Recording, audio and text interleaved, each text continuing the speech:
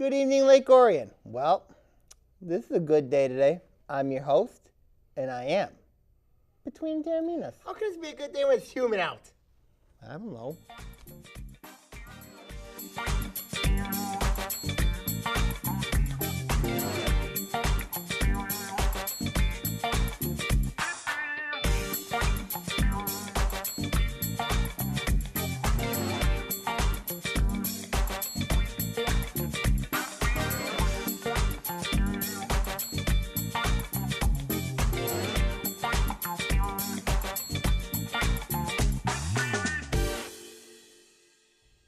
Yes, indeed. This is Between Taorminas here on ONTV. Sammy, how you doing? Hanging in there. Those of you guys wondering about where Ian Weatherspoon is this week, Ian Weatherspoon will not be here on Between Taorminas for the next 2 weeks. As I said, the first week, this is the week 1 of 2. Next week, he'll be in Indianapolis. How pity. How Watching pity. the Lions and the Colts. How pity. Lions are going to lose that game. Right, but let's talk about a team that won this week, which is the Lake Orion Dragons. The Dragons beat Stony Creek. Mm-hmm. They won 30-10. Mm-hmm. Nice outing. Good win. They needed a win desperately against one of the better team, against a quality team like Stony Creek. Can you recap how the Dragons did? You know, when you look at what happened here, it was the tale of two halves. The first half was a complete disaster. It was 3-3 at the end of at halftime, of course, and Orion found a way, you know what I mean? If you look at it, thanks to a Max Hornifer touchdown to Pierce Burke, I think that really set the tone of that game. And then Chris Wilson had a huge run in that game. I mean, you know, the offense finally woke up. The defense did very well, I thought, you know what I mean? There were some that they didn't do very well, especially when they went up against a team that runs a read option like Stony Creek. But quarterback option too. Yeah, quarterback option, part of the read option process. Of course, Frank Potential is a very good quarterback. But when you look at what happened here, I mean, like, you got to give credit to where credit's due. This is probably first time in a long time that I thought the Dragons played at least a complete half, and a good half, you know. It kind of felt accustomed to the old Lake Orion days when they were dominant and played very well. I mean, like, it had that feeling when they won that second half that it was truly fashion Lake Orion football. You think that this was what happened at Chippewa Valley? Do you think that this could potentially be a game changer for Lake Orion football? I hope so. But like I said, the schedule is going to be very difficult. It starts at West Bloomfield this week. Mm-hmm. You know, West Bloomfield's got the Lathrop connection of, of Bryce Beasley and Taj Mustafa. And then you have Davion Johnson and Garrett Wynn playing. Of course, this one plays slot receiver. Davion Johnson plays the running back. It's going to be a very difficult matchup. But as I mentioned, line play is a concern for West Bloomfield. They didn't look great against Oxford, despite the fact they allowed 2 special teams touchdowns against them. So when I look at it here, I think line play is going to favor Orion in this game. Well, speaking of West Bloomfield, have you noticed a trend with West Bloomfield that they're tending to get players from other schools? With obviously with what happened at Southfield with the merger, West Bloomfield was able to get their quarterback and probably their best wide receiver. And then from Lathrop, from when Lathrop merged Southfield, but also when Harrison closes, where do you think the majority of the kids are going to go? Well, a lot of them are going to probably look at West Bloomfield. Probably West Bloomfield. Some might look at Southfield, Arts Tech. Remember, isn't it supposed to be Farmington, North Farmington? Remember. I mean, like, remember when Harrison closes, a lot of those kids are going to probably go look at Southfield because Southfield, for whatever reason, has been a successful program. Also West Bloomfield. And also West Bloomfield. But oddly enough, you know, when you look at it here from media pundits, that they say about Southfield's program is that, you know, they have great talent, but they're not well coached. I mean, and that's very odd to me, why players want to go there and play at Southfield. And then West Bloomfield, you know what I mean, I think they're much more better academically than Southfield. And then you look at the fact, okay, West Bloomfield's an open enrollment school, which the state loves and I think it's going to be all those Harrison kids, when they leave, they're not going to go to Harrison or North Farmington. Or Farmington or North Farmington. Farmington or North Farmington. They're going to go to West Bloomfield or South because of the successful program that each team has. Well, with West Bloomfield, you have to mention the team they had last year. They won the league. They won the Red last year. They lost in the first round to Novi, and then going into this season, there was expectations were, though still high. People were saying Clarkston and Southfield were gonna up them, and then they played Groves. They beat Groves, but then Orchard Lake St. Mary's got and told West Bloomfield they had an ineligible player, so as a result, West Bloomfield had to forfeit the game. West Bloomfield should easily be 2-0 right now. Well, they should be 2-0. And, had not been for that phone call, they should be 2-0 but then again, they could have been 0-2 if you look at in the process there, because West Bloomfield had to survive Groves, 31-28, and then they had to survive Oxford, 27-21. Like I said, this team's been battle-tested. And you look at West Bloomfield, but they've also been living on the edge lately. Yes. And are they ripe for upset? Are they ripe for upset in the Swamp? I think they're right, because when you look at it here, when you're playing with house money, sometimes it's going to come back and bite you. But West Bloomfield's got a quality running back, and they got a quality. But also notice something. We're talking a lot about West Bloomfield. We're not disrespecting Lake Orion at any point, but Lake Orion seems to have a very big chip on their shoulder, feeling disrespected. West Bloomfield's got all the stars. They've got all the, is this when you've been outscored, typical Lake Orion? When you've been outscored 62-0 the last 2 years, you got a big chip on your shoulder. And this is where, and let's not forget, when the junior varsity teams played last year, Lake Orion beat them. Yes, they did. Pretty convincingly. And then, of course, you look at this team, this is going to be very interesting how that West Bloomfield and Orion matches up, because, I think Orion's got some advantages in some sort of things. West Bloomfield's got some advantages in their areas, It's going to come down to the grit of Lake Orion against the stars and talent of West Bloomfield. It's going to come down to that. A clear blue hard collar fighting team against a team that blazes or that has stars. It's like Showtime. Like that whole mentality. Very similar. So, and it's very interesting too, looking at the standings in the division, you notice everybody except Stony Creek's 1-1. When you look at the league, it's a very tough league, of course. Week 1, there was a lot of disappointments, of course. You look at Southie getting blown out by Detroit Martin Luther King. Orion losing to Chippewa Valley Week 1. West Bloomfield having to forfeit their game with Groves. Troy Athens, they've been on and off. They were killed by Warren Mop, and they didn't look good against North Farmington. And then, of course, you have Oxford. Oxford beat Romeo, but then they lost to West Bloomfield.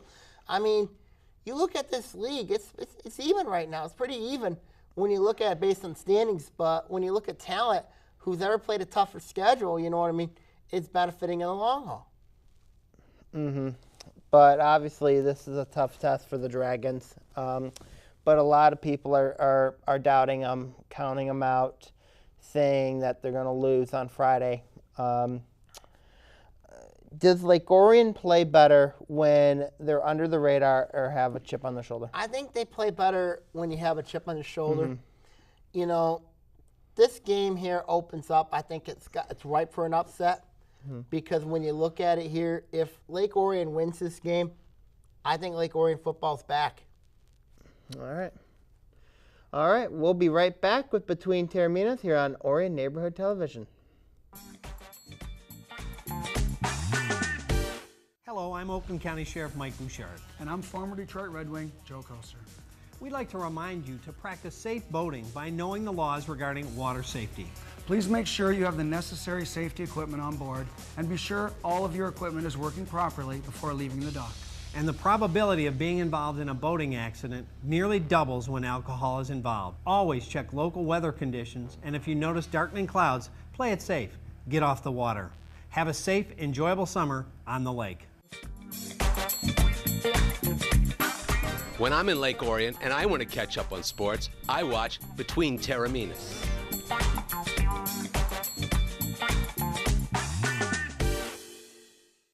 We own a Habitat home. I love working on my Habitat home. Soy dueño de una casa de Habitat. My neighbor is a Habitat homeowner. Being a Habitat homeowner has changed our lives. My mortgage payment for Habitat is less than what I pay for rent.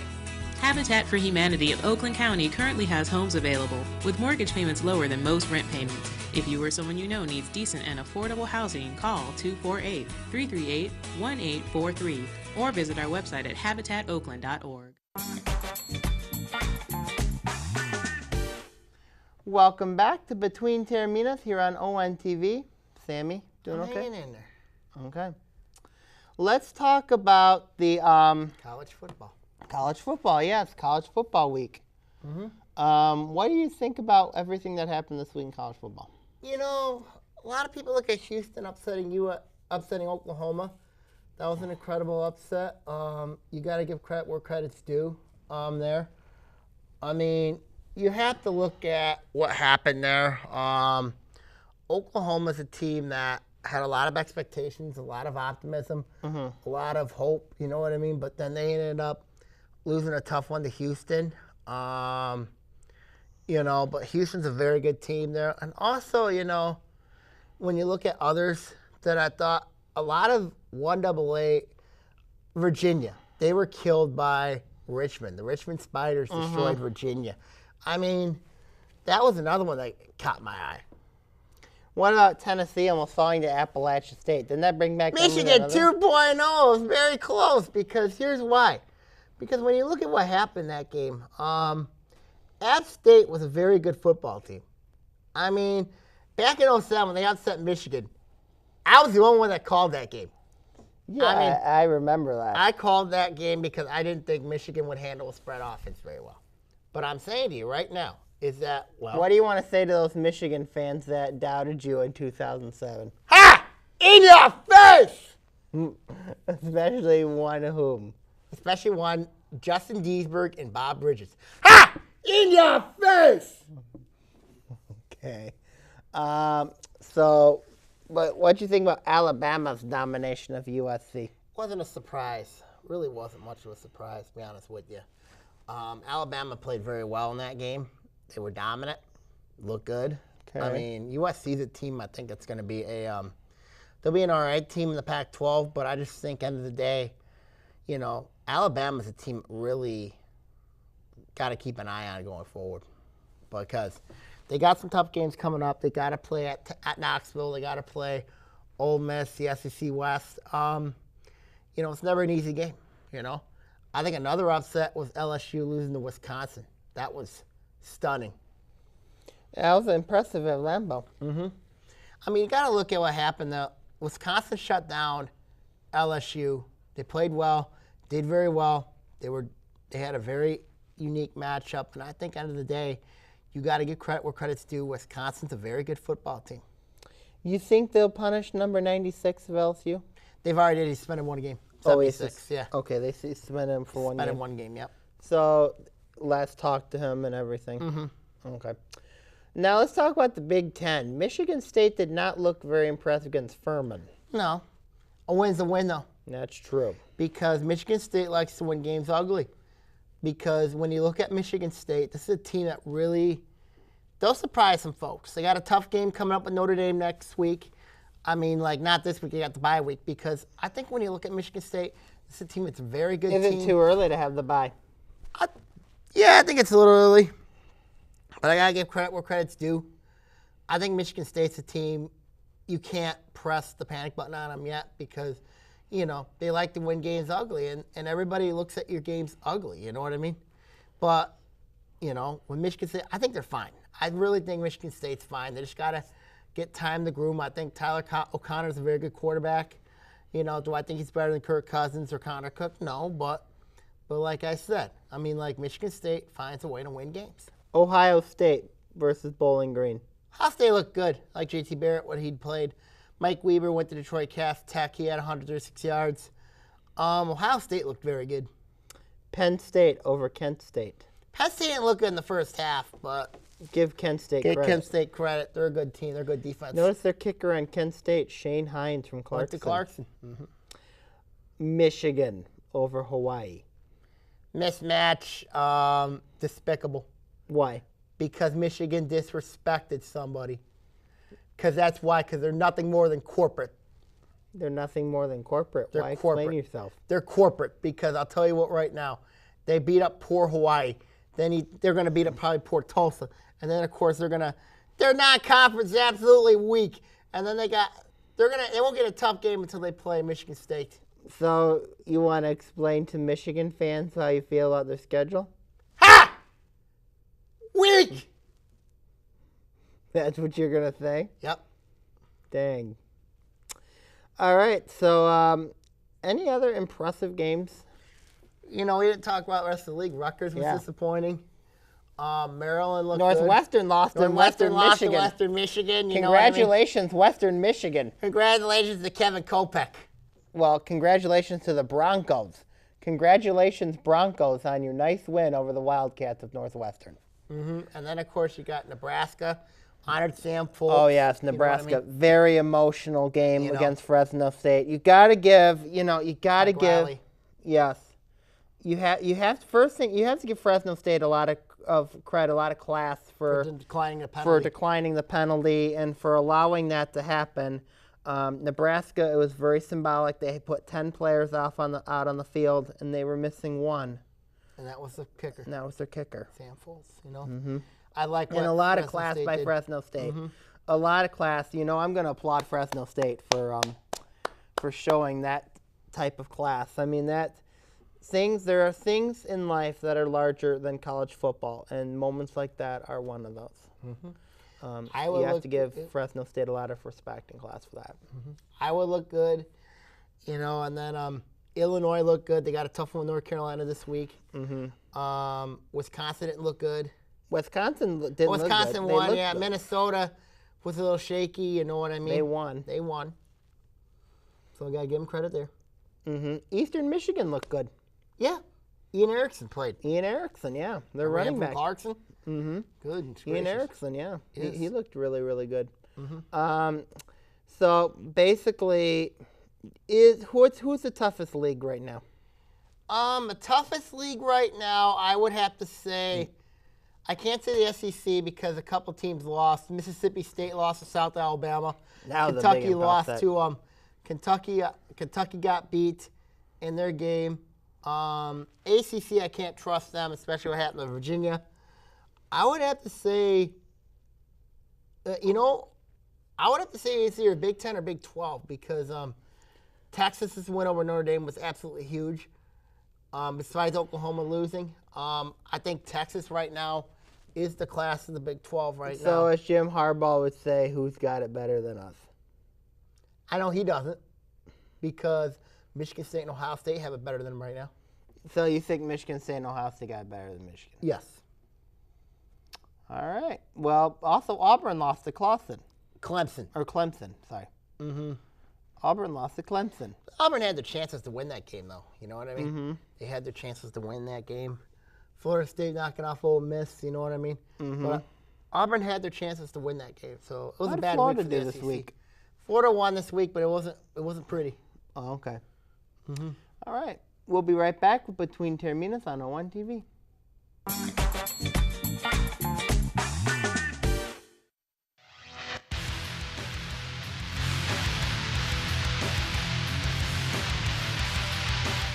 Hello, Oakland County. This is Sammy Taormina talking OA Now.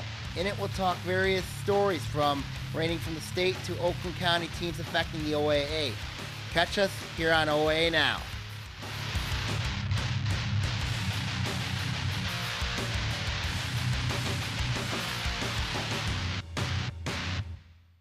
Hello, Lake Orion. It's Anthony Taormina, co-host of Between Taorminas. I want to let you know of a new show called History Now. In it, we're going to talk about global, national, and political events that occur in our lifetime. We're going to also have guests and also have co-hosts as well, and also plenty of surprises. Catch us on History Now here on ON TV.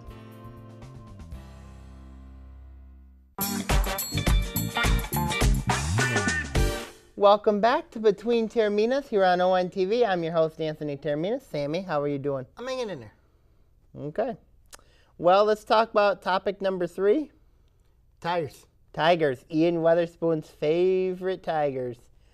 So what do you think? Ian's favorite team, the Kansas City Royals. Tigers took 2 out of 3. Disappointing. And didn't the Tigers beat the White Sox yesterday? Yes, they did. That's another good one. So the Tigers are on a roll right now. They need to be. They're in a wild card race. They're 4.5 back at poor Cleveland right now. What do you mean poor Cleveland? Cleveland's poor. They suffered enough. What do you mean that? Ian Weatherspoon here deep down knows that the city of Cleveland has suffered enough. They want sports teams. They want to win. They've suffered enough. So and Ian Weatherspoon out here has no one to blame but himself. So you're saying that Ian Weatherspoon has no one to blame but himself for his happiness right now? No, because the city of Cleveland is suffering right now. Cleveland wants their Ian Albert Weatherspoon back. Cleveland wants their Ian Albert Weatherspoon back. Yes. Was Ian born in Cleveland? I heard rumors he was born in Cleveland. Ian Weatherspoon was born in Cleveland. That's an interesting development. We'll have to confirm with our sources about this. Because he knows he supports a team known as the Mistake on the Lake. You're saying that Chicago's not considered that? No, Chicago's not considered that. You're saying that Green Bay's not considered that? Nope. Cleveland is considered the Mistake on the Lake. But their basketball team won an NBA championship. So you're saying the Tigers are not going to catch the Indians? No. Why? Because Cleveland is a team of destiny. They got Ramirez, Kipnis, who I think is going to be difference makers. And I'm telling you right now, Cleveland, they're rocking right now. They're happy right now. They're excited. And they have a rotation. And they have a bullpen. Let's see what the Tigers have. Do the Tigers have a bullpen? I don't think so. Do the Tigers have a all the Tigers do is hit home runs. They don't bat for average. But I'm telling you right now, Brad Ausmus should be fired. And Ian Weatherspoon knows deep down that Brad Ausmus should be fired. They got a big series coming up with Baltimore. Mm-hmm. What do you think about that? I'm telling you right now, Baltimore, I think they're very good. They're hot right now, too, like the Tigers. It's going to be a good series. So you think it'll be a very good series? Mm-hmm. So who do you think Ian's rooting for? Baltimore. Ian Weatherspoon's rooting for Baltimore. Yes, because one, he's wearing a pussycat outfit. He's wearing a kitty cat outfit. You know, that's what he's wearing. I do agree with you about the Catman suit. I think that the Catman suit looks awful on him. He's wearing it right now, I'll bet you. I would not. Can you just imagine him just going through Detroit right now, go like, wow, wow, wow. That's him. Ian Weatherspoon going around. Mm-hmm. You really think that? Yes. So, but speaking of the Tigers, if the Tigers are to get to the wild card, who would they play? Boston. Think they'd play Boston. Mm-hmm. Tigers got a favorable schedule, though. I know they do. So got to play a lot more teams in the Central. Right, including Minnesota and Cleveland and Kansas City and Chicago. Mm-hmm. All the teams in Central they still got to play again. So it seems like Baltimore might be the only outlier and all that. Yes. So going in, there is a conglomerate of teams in the wild card right now. Kansas City, New York, obviously Boston, Baltimore, Detroit. So really, this seems like it's a division to lose. I think when you look at wild card, I think it's an interesting dynamic. What if Tigers and the Orioles tie? Then they have to play a one-game playoff. Then to get to the one-game playoff, so they're technically playing like 2 games in 2 days. You know what I mean? That ain't gonna just to get, and then of course you have that. Then the wild card round, of course, is 2 days before that. After that, so it's a tough scenario if both the Tigers and the Orioles, let's say, did tie. Then they will have to play a one-game playoff just to get to that one-game wild card. So it's great for baseball, great for money. For baseball, yes, and it is good for money. So, so going in tonight, changing topics a little bit. Going in, well, no, not changing topics, but going in, Tigers, White Sox. Do Tigers win that series? I think they win that series. They beat Chris Sale. They got to deal with Jose Quintana. So I think they'll win the series. And then, of course, got the Lions and Colts this weekend. Oh, my goodness, the Lions and Colts. Who do you got winning? Indianapolis by 4 touchdowns. You think Indianapolis by 4 touchdowns? Yep. Ian Weatherspoon's going to that game. Yes, and he's going to be wearing his Lions suit going like, no, why? What do you want to say to Lions fans out there? It's going to be a long year, Lions fans. It's going to be a long year. Time to clean house and fire somebody again. What do you want to say to Ian Weatherspoon who's going to Indianapolis? You're a loser, and you have no respect for football and authority. Also, there's something important going on in the world of Orion Neighborhood Television. Yes. Yeah, I mean, I would recommend fans to come watch this. It's the fantasy football show, It's coming up. It's going to be on YouTube. It's going to be on the Orion Neighborhood Television website. It's going to be on ON TV in a few days, maybe a few weeks. It's going to be fun. It's exciting this year. It's exciting. Of course, it's the first time ON TV. Are in it. Ian Weatherspoon's in it. Various a lot of ON coworkers. TV staff is on it. I mean, it's going to be a fun draft, and it's going to be broadcast. Yes. So it'll be extremely exciting. It's going to be exciting, yes. So I'm looking forward to it. It's Me too. It's going to be good. It'll be good to express our love for fantasy football, and also hard work pays off. And you got a lot of good people here at the ON TV studio. Yes, you do. All right. Well, that'll do it for this week's episode of Between Taorminas. We'll see you guys next week. Have a good night, Lake Orion, and please check out the fantasy football show on ON TV. It's going to be awesome. Also, our 2 other shows. Also, our 2 other shows, OA Now and History Now, both of them are also on Orion Neighborhood Television. Also, watch Lake Orion football. Going to be some awesome, got some varsity contests, got the junior varsity contests coming up as well. I would encourage you to watch some great things on Orion Neighborhood Television. Have a good night, everybody.